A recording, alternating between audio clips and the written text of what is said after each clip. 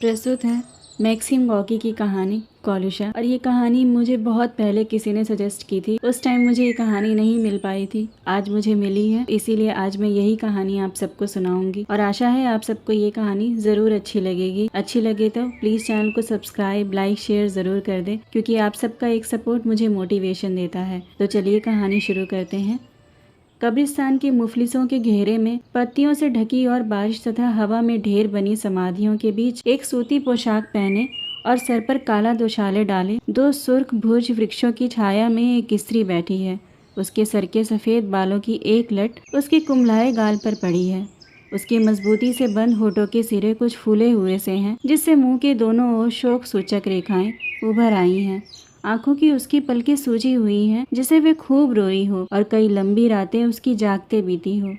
मैं उससे कुछ ही फासले पर खड़ा देख रहा था, पर वह गुमसुम बैठी रही, और जब मैं उसके नजदीक पहुंच गया तब भी उसमें कोई हलचल पैदा नहीं हुई। महज अपनी बुझी हुई आंखों को उठाकर उसने मेरी ओर देखा और मेरे पास पहुंच जाने से जिस उत्सुकता, झिझक अथवा भावावेग की आशा की जाती थी, उसे तनिक भी दिखाए बिना वह नीचे की ओर ताकती रही। मैंने उसे नमस्कार किया, पूछा, क्यों बहन, ये समाधि किसकी है? मेरे लड़के की, उसने बहुत ही बेरुखी से जवाब दिया। क्या वह बहुत बड़ा था? नहीं, 12 साल का था। उसकी मौत कब हुई? 4 साल पहले। स्त्री ने दीर्घ निश्वास छोड़ी और अपने बालों की लट को दोशाले के नीचे कर लिया। उस दिन बड़ी गर्मी थी। मुर्दों की उस नगरी पर सूरज बड़ी बेरहमी से चमक रहा था।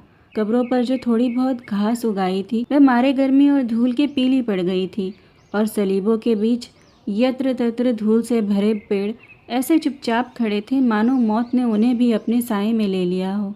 लड़के की समाधि की ओर सर से इशारा करते हुए मैंने पूछा, उसकी मौत कैसे हुई?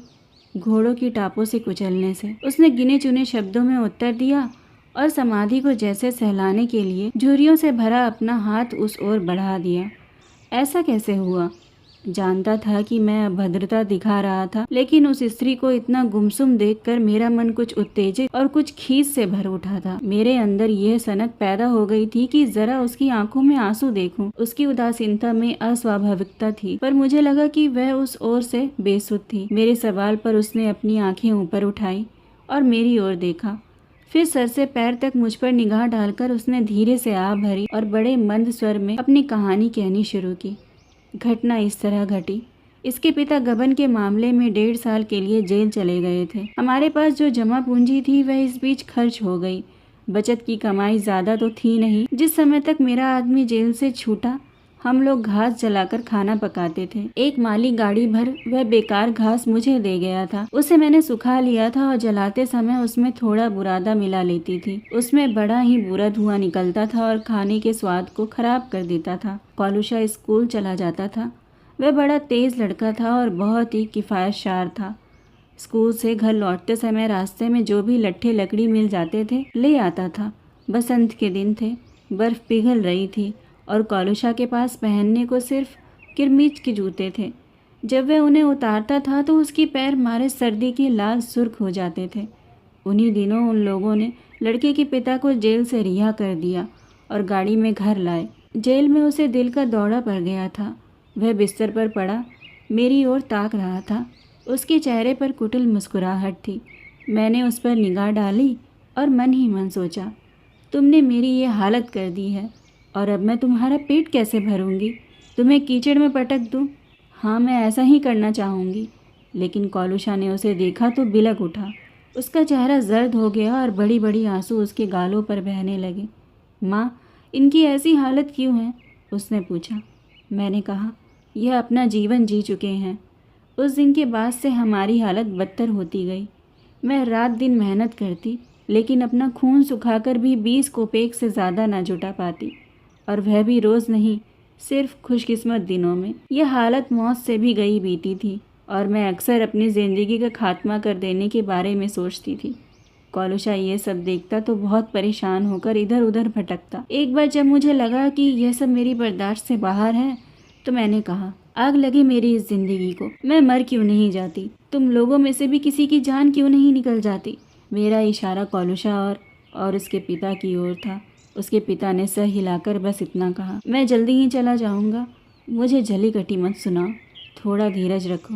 लेकिन कौलुषा देर तक मेरी ओर ताकता रहा, फिर मुड़ा और घर से बाहर चला गया। वह जैसे ही बाहर गया मुझे अपने शब्दों पर अफसोस होने लगा, पर अब हो क्या सकता था। तीर कमान से छूट चुका था। 1 घंटा भी नहीं बीता होगा कि घोड़े पर सवार एक सिपाही आया। क्या आप मैडम शिशिनीना हैं? उसने पूछा। मेरा दिल बैठने लगा। उसने आगे कहा, आपको अस्पताल में बुलाया गया है। सौदागर अनोखीन के घोड़ों से तुम्हारा बेटा कुचला गया है। मैं फौरन गाड़ी में अस्पताल के लिए रवाना हो गई। मुझे लग रहा था मानो किसी ने गाड़ी के सीट पर जलते कोयले बिछा दिए हैं। मैं अपने को कोस रही थी।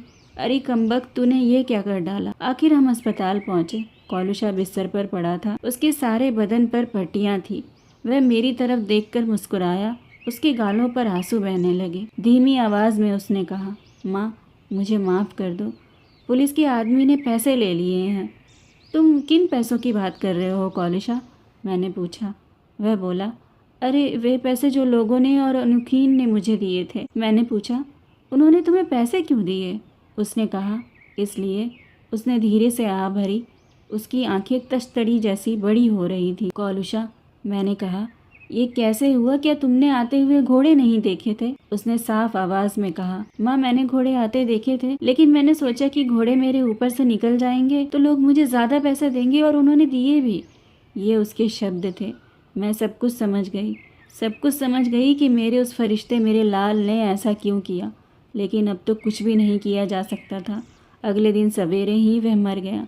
आखिरी सांस लेने तक उसकी चेतना बनी रही और वह बार बार कहता रहा, पापा के लिए ये खरीद लेना, वह खरीद लेना, और माँ अपने लिए भी, जैसे कि उसके सामने पैसा ही पैसा हो, जबकि वास्तव में कुल 47 रूबल ही थे। मैं अनोखीन के पास गई, लेकिन उसने मुझे कुल जमा 5 रूबल दिए और हड़बड़ा कर उसने कहा, लड़के ने खुद अपने को घोड़े के बीच झोंक दिया था। बहुत से लोगों ने देखा, इसलिए तुम किस लिए भीख मांगने आई हो? मैं फिर कभी घर वापस नहीं गई। भैया, यह है मेरी दास्तान। कब्रिस्तान में खामोशी और सन्नाटा छाया था। सलीब, रोगी जैसे पेड़, मिट्टी के ढेर और कब्र पर इतने दुखी भाव से गुमसुम बैठी वह स्त्री, इस सब की वजह से मैं मृत्यु और इंसानी दुख के बारे में सोचने लगा। लेकिन आसमान साफ था और धरती पर ढलती हुई गर्मी की वर्षा कर रहा था। मैंने अपनी जेब से कुछ सिक्के निकाले और उस स्त्री की ओर बढ़ा दिए जिसे तकदीर ने मार डाला था। फिर भी वह जिए जा रही थी। उसने सर हिलाया और बहुत ही रुकते रुकते कहा, भाई, तुम अपने को क्यों हैरान करते हो? आज के लिए मेरे पास बहुत है। अब मुझे ज़्यादा की ज़रूरत भी नहीं है। मैं अकेली हूँ, दुनिया में बिल्कुल अकेली। उसने एक लंबी सांस ली और फिर मुंह पर वेदना से उभरी रेखाओं के बीच अपने पतले होठ बंद कर लिए। आशा है आज की ये कहानी आप सबको बहुत अच्छी लगी होगी। अच्छी लगी तो प्लीज़ कमेंट करके ज़रूर बताएं।